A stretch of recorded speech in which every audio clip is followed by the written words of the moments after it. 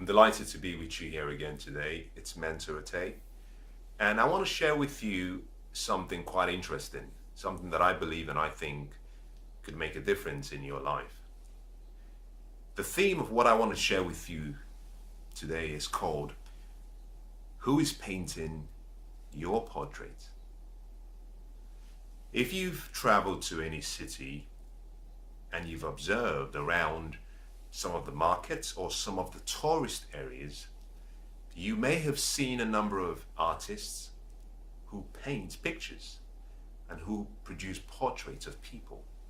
And some of them beckon on you to come sit down so they can paint a picture of you or a portrait of you.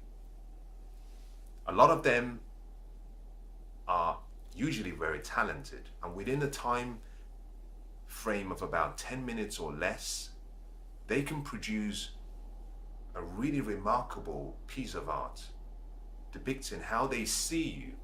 And they all have various themes. It could be a funny theme, it could be a serious theme, it could also be simply a true reflection of who you are based on how they see you. In the same way, in England, every year the Queen of England has a portrait painted of her. The portrait is done by a well-known artist. In some cases, the artist is allowed to paint a picture based on what he sees and how he wants to depict the aura of the Queen. In some cases, the Queen and the monarch have an image that they're trying to portray about the Queen herself, and the artist has to agree to those terms. Now, irrespective of who chooses what the theme will be, something interesting happens. The final portrait is always based on the artist's impression, based on how he sees either the object being painted or the individual being painted. My first question to you is, who is painting your portrait? We all have been given the opportunity to live life, but also to have life and have it more abundantly. We've been given a unique opportunity to have the extraordinary life. But to experience the extraordinary life, it depends and it relies on having the right spectrum of colors, the right canvas, and the patience to paint the ideal masterpiece of what we call ourselves. Because you will never act beyond the person that you see yourself to be.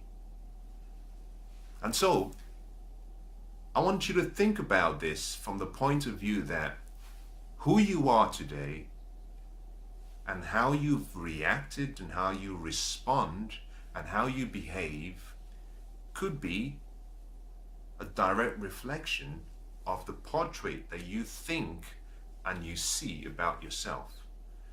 And my concern really is, did you paint that portrait or did someone else paint the portrait for you? I want to take you through a number of items that you have to be aware of if you are going to paint your ideal portrait. You see, life has given all of us the same spectrum of colors that was given to Da Vinci, that was given to Michelangelo. Yes, they developed and they walked in their gifts and they became exceptional in using their talents and skills and gifts. But life is giving you the same.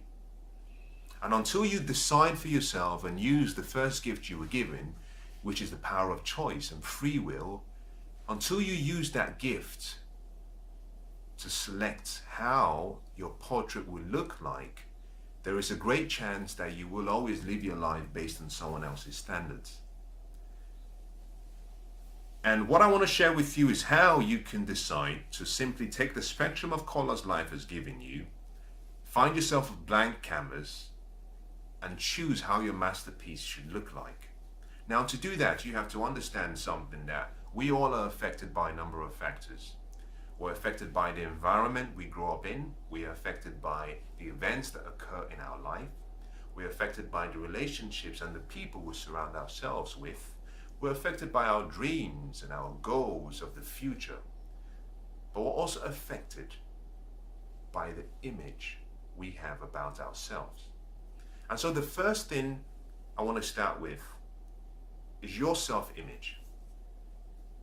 Your self-image is really the picture that you have about yourself. If you've ever been to the safari, if you've ever traveled and you've been to a zoo, you may have seen an elephant. An elephant is called one of the big 5 animals in the animal kingdom. You know, it's ranked next to the lion and the rhino. It's big and it's strong. It's powerful. The presence of an elephant is grand. A really beautiful animal.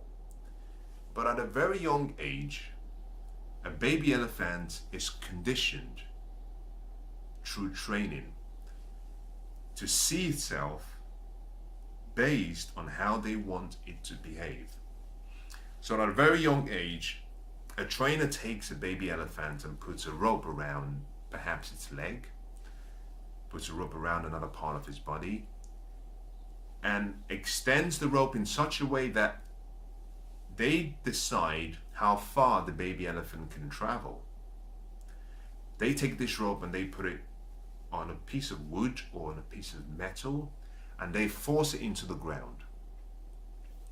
The baby elephant is given the freeway to walk around and play around, but is confined to a particular area. As soon as the baby elephant tries to go beyond the confined area, it's stuck. It tries to pull, it tries to tug and toss, but its strength is not as strong at that young age, so it stops fighting. It simply accepts that the rope controls it, and whatever the rope decides in terms of wherever the rope limits it to go, it follows. Interesting. Now let's fast forward a number of years. The same baby elephant becomes a big elephant. It has much more power. All it simply has to do is raise its leg to break the rope, or to break the connection between the rope and the metal, or to free itself. But it never does that. And the question is why? You see, the baby elephant had been conditioned, and that conditioning left an image of itself in the mind or in the intellect of the baby elephant. And time doesn't change that image. So although it's grown and a number of years has gone by, as a big elephant, it still has in its mind that picture of who it is. And that picture is one that says, you are controlled by the rope and you're not strong enough. So even at a very old age, whilst elephant is very strong, it doesn't fight. It simply respects the boundaries that have been set by the trainer and the confined arrangements of that rope. Your image works in the same way. All of the events that have happened in your life, the past, the experiences you've had, the opinions people have had of you, the comments people have made of you, the relationships you've had, have in some way sculptured your ideal image. And until you start changing that image to the image that you are, unfortunately, you'll be stuck like a baby elephant. You would always react and respond to what people think and say about you. So understand one thing. To paint your ideal portrait, you have to start by changing your self-image. Now, how do you change your self-image? It's really quite simple. It starts with you changing your beliefs about yourself. Now, how do you do that? Well, what is a belief? A belief is simply a thought that has been given a level of certainty in your mind where you see to be the absolute truth. Repeated thoughts, spacely repeated thoughts in your mind that you believe is true. That is a belief. To change a belief, you have to displace an old belief. You cannot get rid of one belief and have nothing. Just the same way if you walked into a dark room and you wanted to bring light into the room, you have to substitute the darkness with light. And you do that simply by displacing the darkness with light. You just flick the switch. So to change your ideal image of yourself, you have to start changing your belief of yourself.